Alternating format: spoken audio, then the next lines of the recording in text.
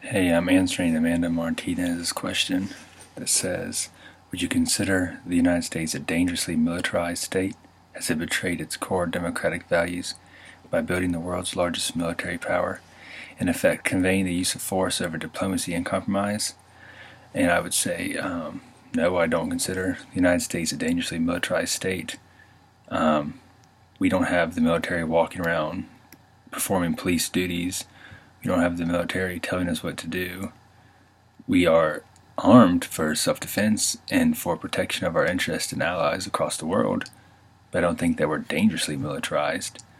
I think our core democratic values have not been betrayed because the Constitution tells the government to provide for the common defense.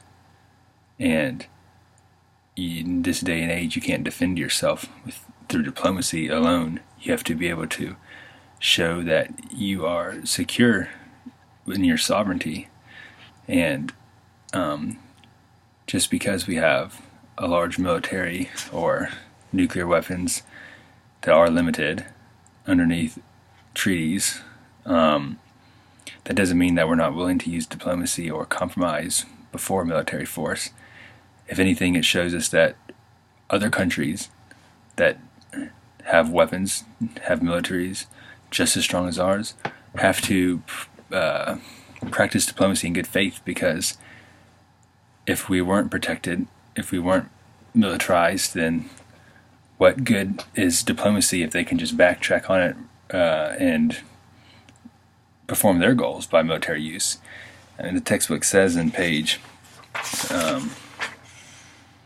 158 that the capacity of states to defend themselves and their evident willingness to do so provides the basic framework within which the business of international negotiations is carried on. Every new state since 1945 has considered it necessary to create armed forces.